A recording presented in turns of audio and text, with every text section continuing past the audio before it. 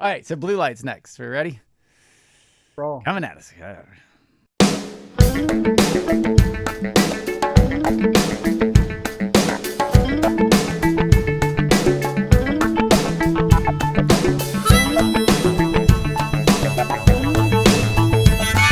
The blood in my veins is frozen, and my feet feel glued to the floor. I got carried away over nothing. Now nothing is all I'm good for. I've been holding up the ceiling, scared that it might fall down. Now I'm stuck in between all the movies I've seen and this miserable hole in the ground. She says, take down your hands, let the blood flow back, it'll be alright.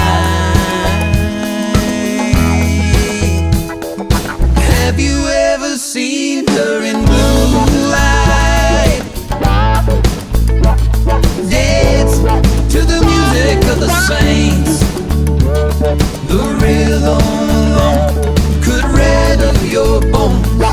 Shadows dance off her face. Have you ever seen her in blue light?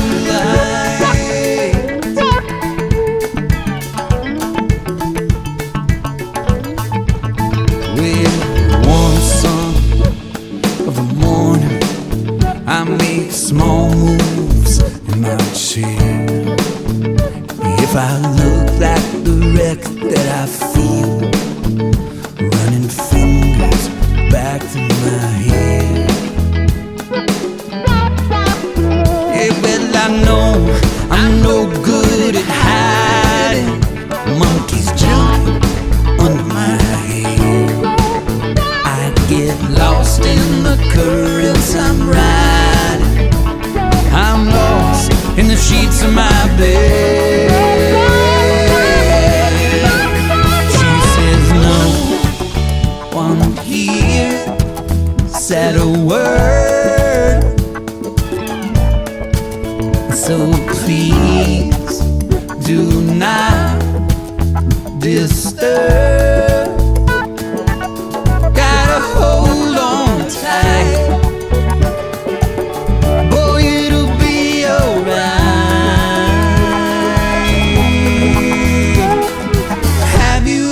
Seen her in moonlight, dance to the music of the saints. The rhythm alone could rattle your bones.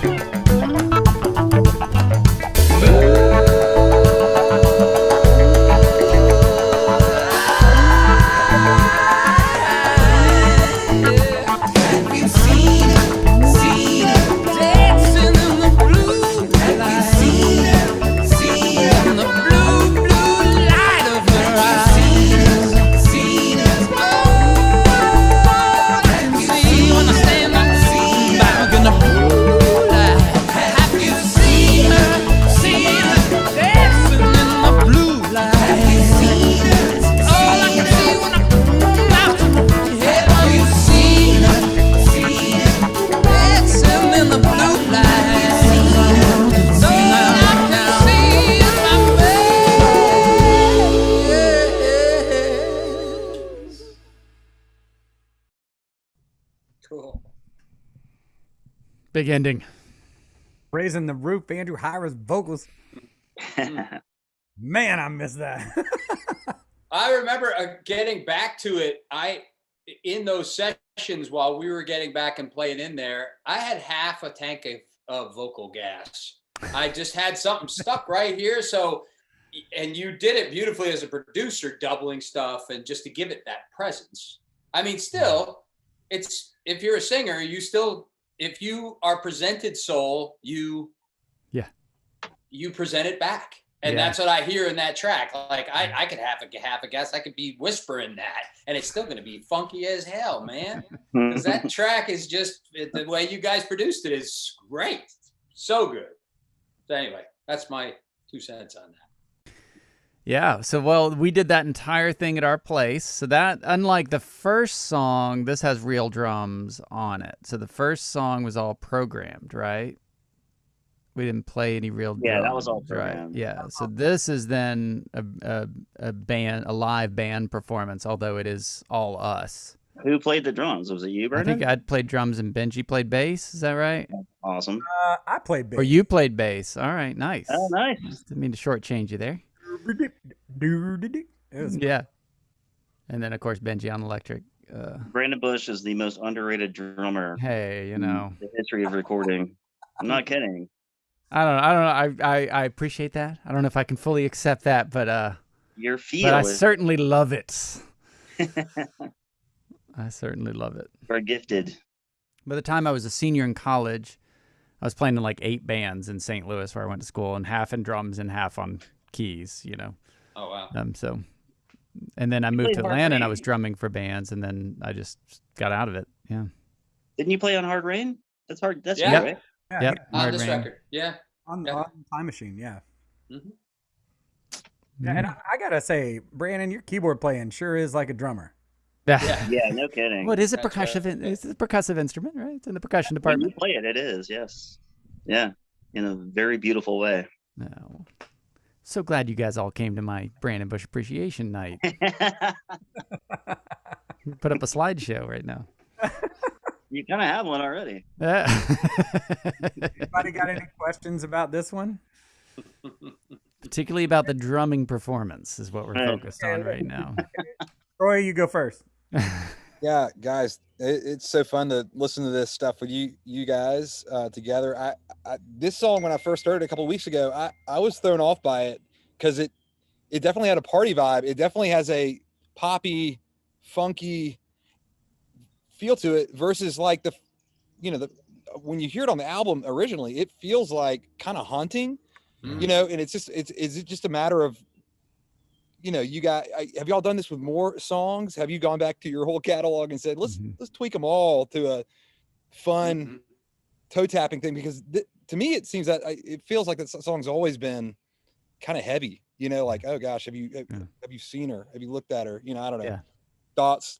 I think that's such a great point Yeah. because you can only do this kind of reinterpretation of a song once it's been realized.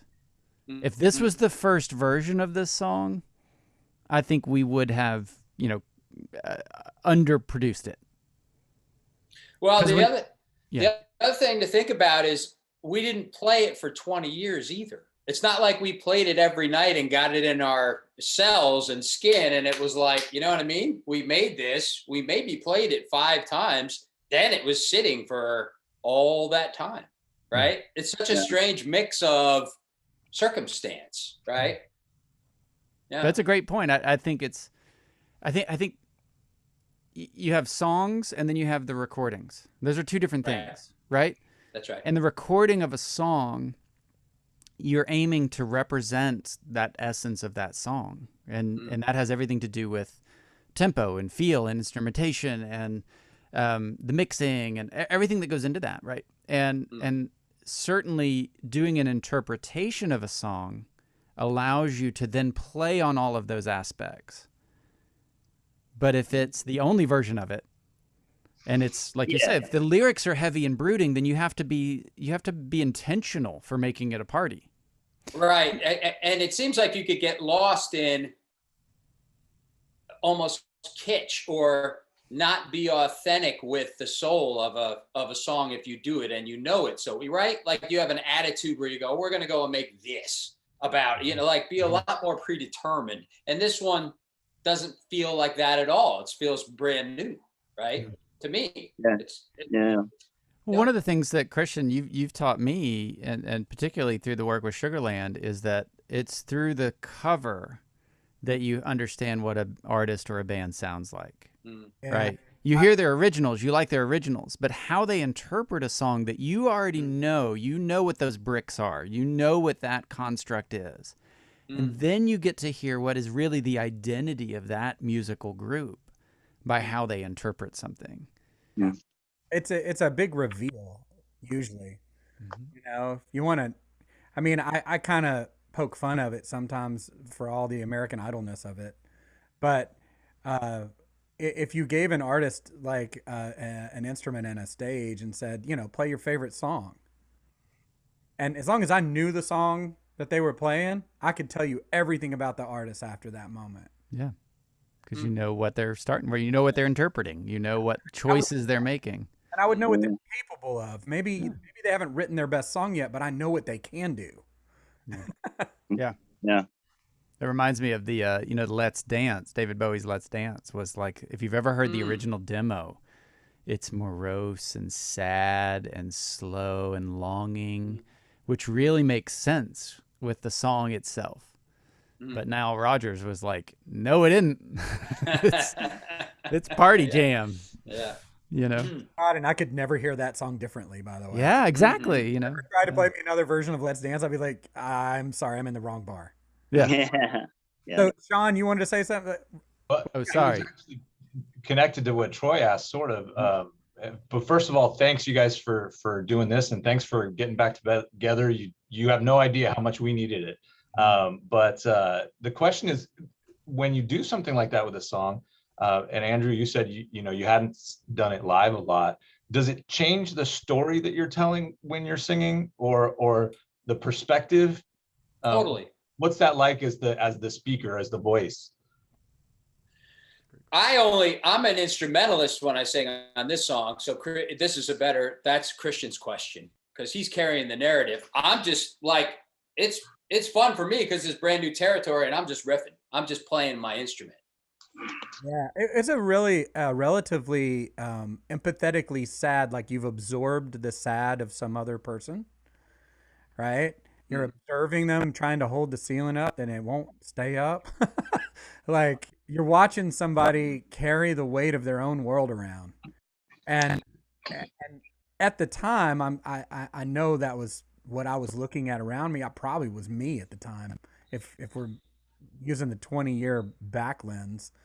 And I was trying to find some sort of way like to celebrate, like deep inside through all that crap that you're watching that person go through, there's a great person in there. And whether it's romantic and it's maybe your love and you're like, hey babe, there inside you there's somebody awesome, or if it's yourself where you're like, look man, I know it looks like shit right now. I know it looks like the end of the earth, but you gotta believe there's an inside. So when you speed that up and make it into the bouncy version of it,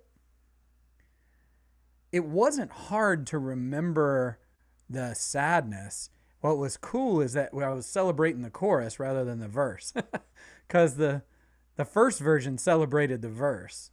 And I think this version celebrates the chorus. Like, yes. There you go. Hey, Jeff, go ahead.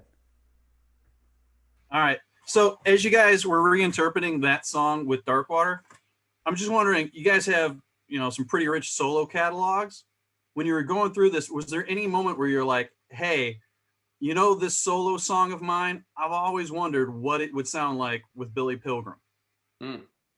Oh yeah. I mean, Andrew and I did that without, like, I didn't notice it until Andrew and I were doing this again. And I was like, oh my gosh, I was looking for New Morning Light, and I was looking in the Billy Pilgrim folders, and it wasn't. It was in the Andrew folders. But I played it. I must have played it 70 times. But it's also on a Andrew solo record, and I think, isn't it also on a Smoking Novas? Yeah. Right? Yeah. So It's when Jennifer and I started Sugarland, we did not pull anything from our past.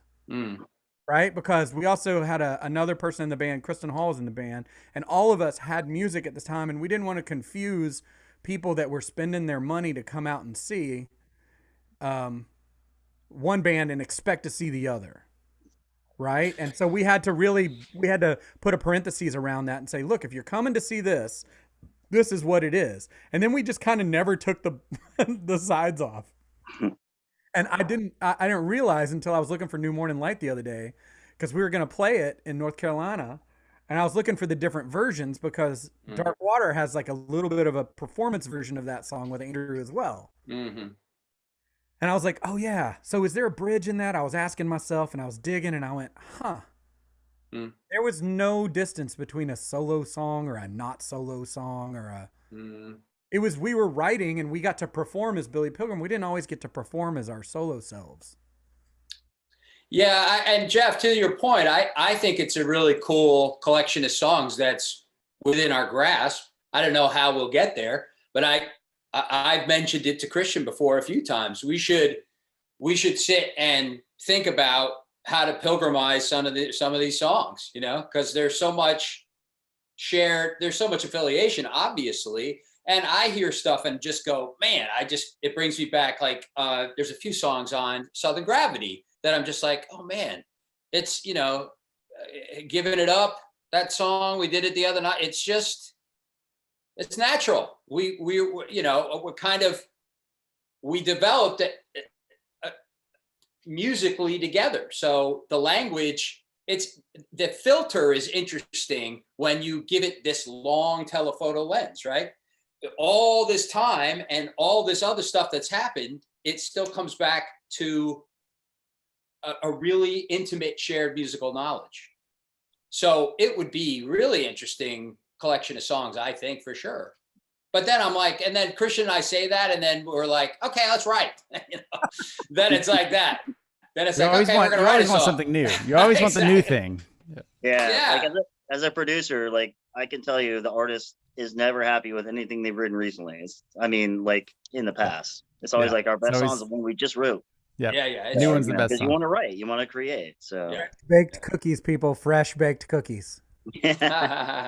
Matthew, do you have a question? Yeah. So in the vein of that last question, I was kind of wondering, you know, Andrew and Christian have obviously been writing separately for a long time. Is there any point in time when you're writing and you get a song and you have projects, but you push it to the side thinking, well, this could be a good solo song or whatever project, but this would be a killer Billy Pilgrim song. Are there songs like that from 5, 10, 15 years ago that have just been waiting for their moment? Yeah.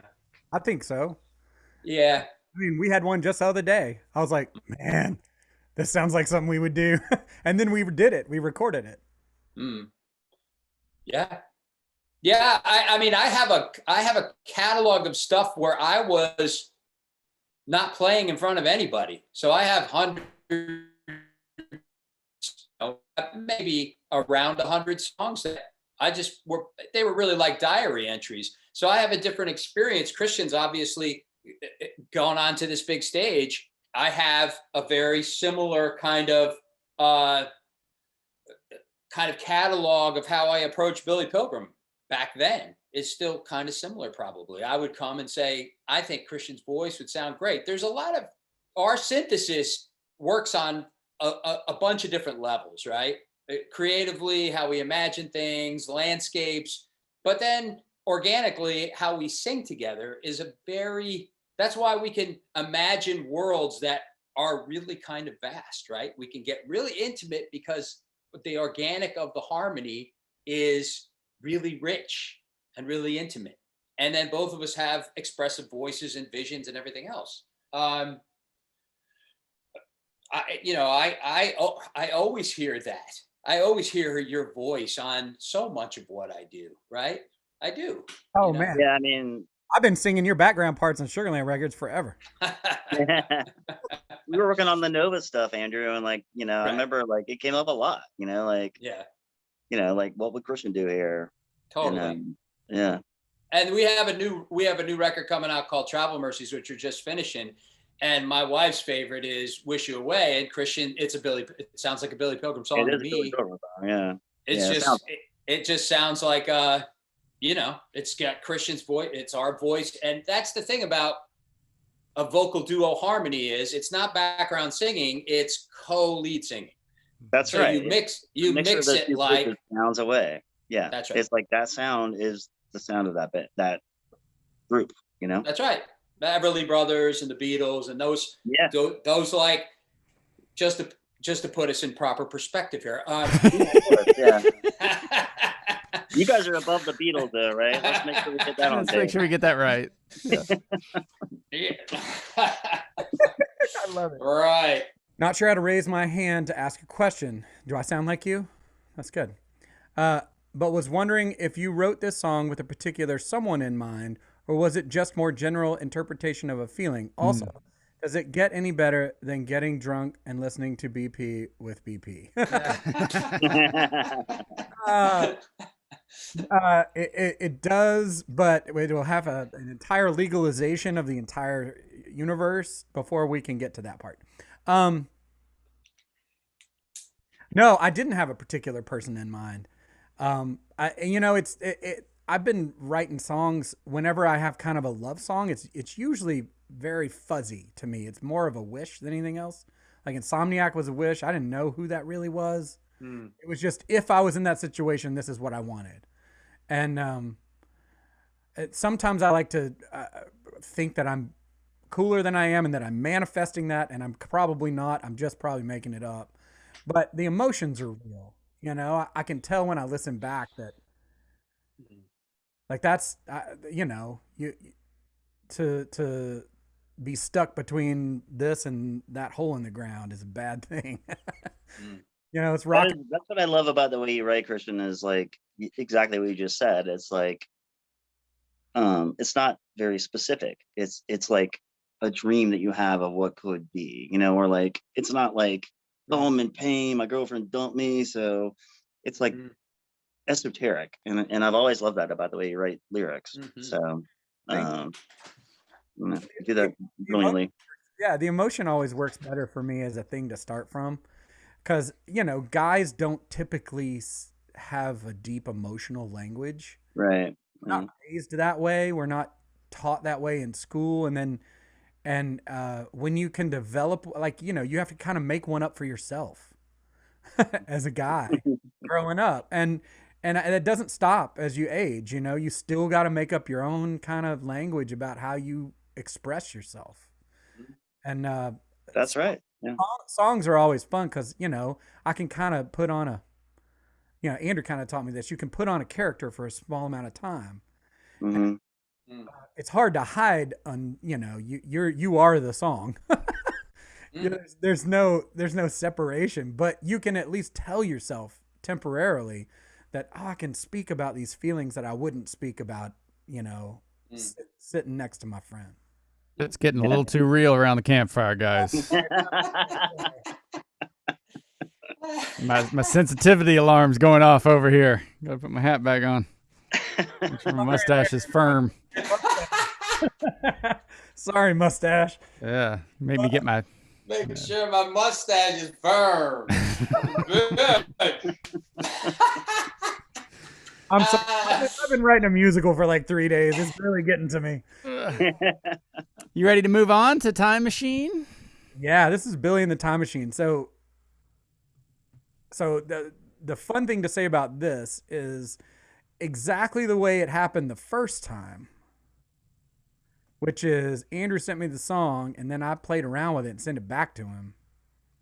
So this happened again exactly the same. Except reversed. Except reverse. Like, you sent me the song. Yeah. Right. And then I had to react to it. Right. So this is another sort of dark water interpretation of a Billy Pilgrim song, right? So, all right, here it comes.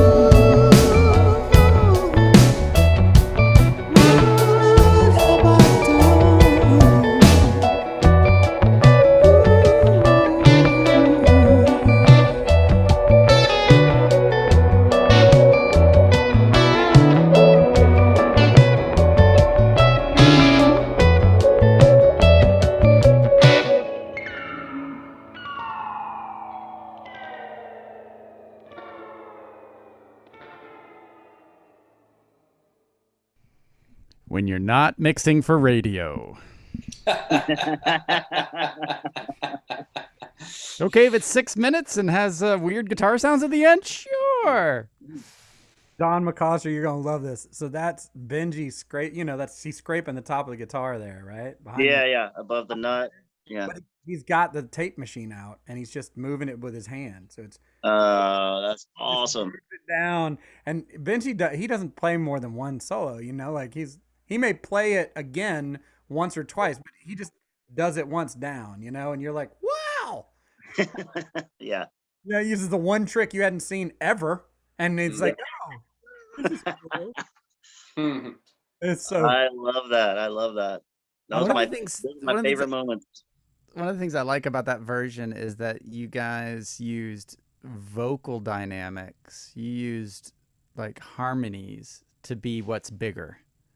Yeah. So the song gets to a point where it's just dynamically the same. Yeah. And to get it bigger, it's just a big old stack of vocal harmonies. And it's such a neat sort of sonic trick, right? If you were playing it live, the only way to do that would be like 8 more singers joined the band, like polyphonic spree all of a sudden, right? You know, but it's a neat production trick, and it works really well in that, I think, you know. Well, again, I was kind of limited by only having half of my voice in that session, and I could never sing it better than I sang it on the first one. Yeah, you're up against this weird, I see, that was one. Blue Light is more kind of dynamically reimagined. This is I was in the whole pigeonholed to what my performance before was, though, right? I'm like, it's really hard to get out of that one. How do you reinterpret this? So really, when we came up with, let's try that vocal harmony, let's make the chorus a real vocal harmony. Christian and I came on that tack. Then then we're like, okay, we do it that way, because damn, that was hard to get to. Remember, Christian, for me. Yeah. Well, I mean, you're exactly right. We were having to abandon the old performance. Yeah. Try to get something. But when you did that, like, Billy is in. Yeah. Like 6 of you. And then I was like, there's the heroine. Right. Yeah, right. Ooh, you know, like. It's total Pink Floyd, right? It's like, to me, it's Animals or The Wall. Or that's that part of my brain that I grew up with. I hear a Pink Floyd song there. Yeah. And I love that. That's so cool. Yeah. Because the words, even at half gas, I'd love to hear your voice. So you know, don't sell yourself too short. Thank you. And the lyric of that song really drives it. And I remember we had to lose a verse, right? Yeah. So I had to get it in that last outro, the meaning, or you know. Yeah, this is one verse shorter than the original, right? But I included that in the last bit. Yeah. Yeah. And the song is really much slower than the original. Yeah, that's what I hear too. We were really risking. The train had just too many, like, you know, cars attached to it. Exactly. And the vinyl's like, I'm only so big. Only so big. Yeah, and I remember specifically, I have a spreadsheet, and I had like counted down exactly how much time was left. And I don't think we tracked this song third. I don't remember, but whichever one it was, I was like, guys, this song has to be exactly 6 minutes and 42 seconds. That's all we got. Otherwise, we're like 3 sides of a vinyl, and then we might as well do a 4th, and this never ends, you know. Or you could invent a new technology called 14-inch vinyl. Right. That sounds like a band name. But I think this is another good example, similar to Blue Light, where I don't think this could have been the original version of this song. I don't think this would have been well served to be the original version of this song. I think it's like a fun sort of like alternative take of it, but you know, it's cemented by sort of the original, you know. Yeah. It needs the reference to the original for you to feel the difference in it. Right. Yeah. It's interesting. Now that I think about it, the original, like, you put some things in stone on that just with your performance, Andrew. That when you go to that, when you roll the falsetto across the bar line into the chorus, Mhm. Like that will forever be that part. Right. And That's so true. Yeah, that's and I completely true. yeah, and And that I know you weren't really, you were just playing around when no, that's all instinctual singing. That's all. But again, it's the newness of I had written that and sent it to you in a cassette when I was in outer space in Pasadena in some weird, who knows where I was. And you had like produced this, and then I came back and was like, what the fuck? You know, like and so all of that, it's almost like this, like you hear the song and then you react. That's what I was doing in the studio. I heard all of a sudden I put the cans on at nickel and dime, and it's a gigantic universe I'm singing into. So your production elicited my performance instinctually in that moment when we did it originally. I didn't sit with it like, oh, I gotta, I didn't write anything to it. I'm just all reacting to what I hear. That's And why it's so interesting to me because this era of, particularly of your all's career, was that evolution into home recording. Right. So Yeah. we were doing this production, you know, behind Miko's house, which was your neighbor, Christian, in his garage, you know, hangout spot, because we had technology that allowed us to mess around with that. And then we would take it over to Don's and be able to make it sound good and big, but like we weren't inhibited. We didn't have to just wait till studio time to get creative. That's right.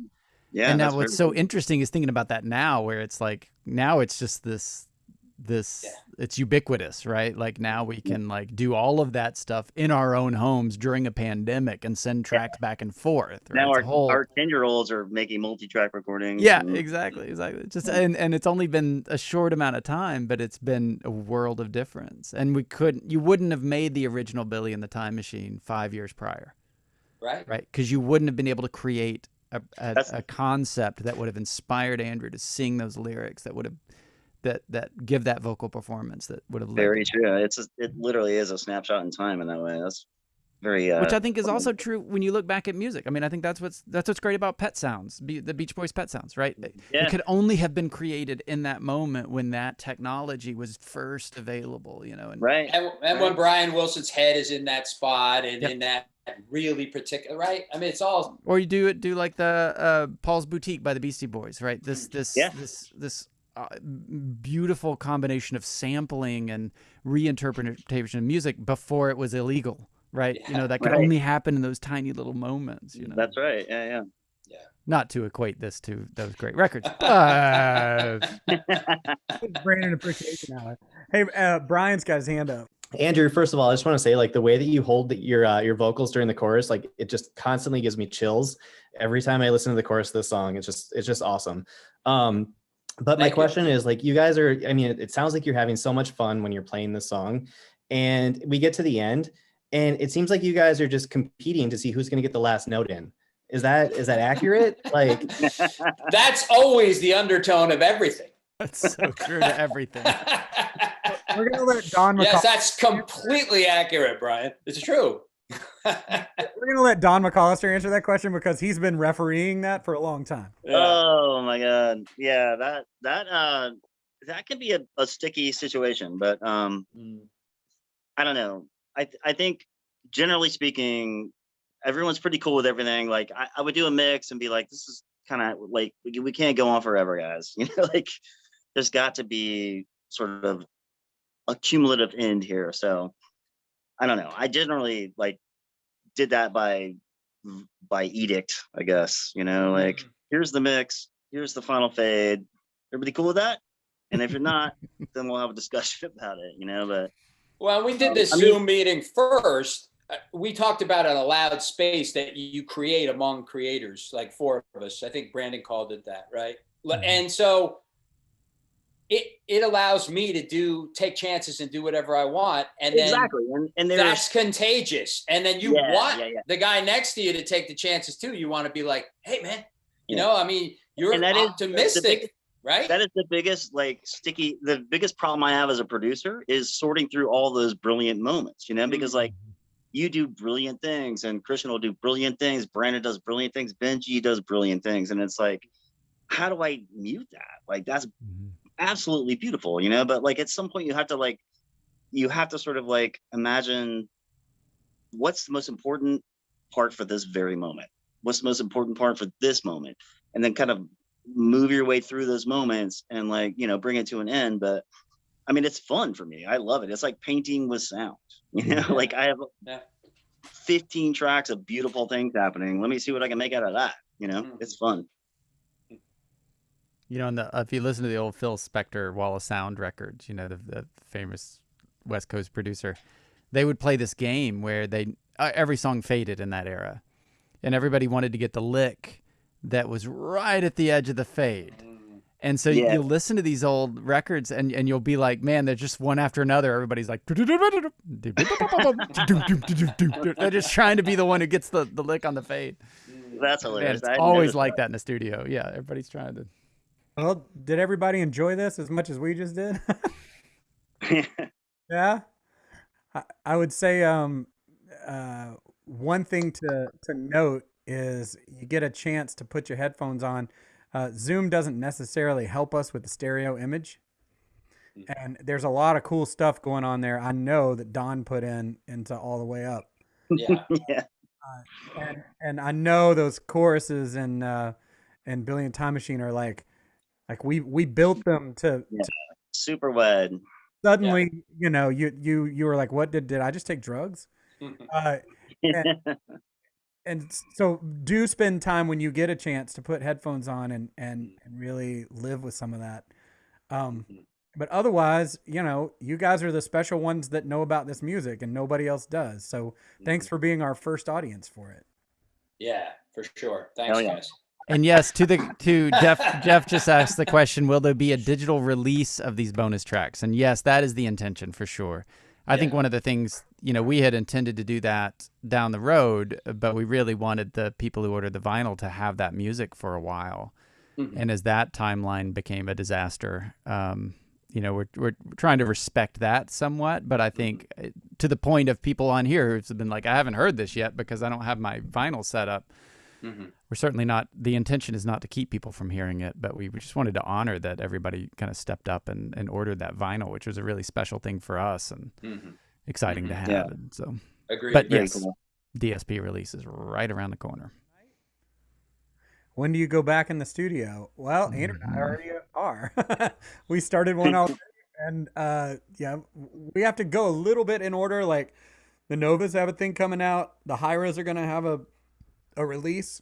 Dark Water's got one just right up, right? We're in the middle of mixing a Dark Water one. Yep, and so there's plenty of music to be in the family.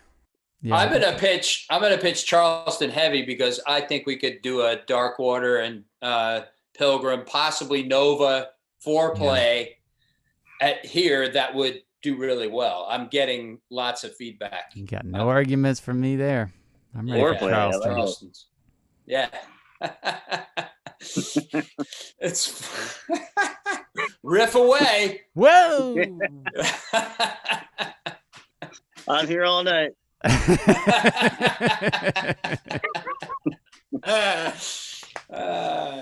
Thanks everybody for being here, and come watch yourself on television. Yeah, there you go. Thanks all. Hey, good night, everybody. Hey, I love you guys. Thanks for everybody Good for to see you, joining. Dodd. Good to see you too. Miss you guys. Yeah.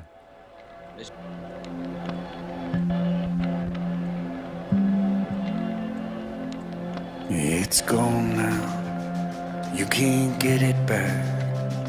There's only shapes in the static, and your memories crack. Time to let it go. The one in between, the one that disappeared that no one else can see. Say goodbye.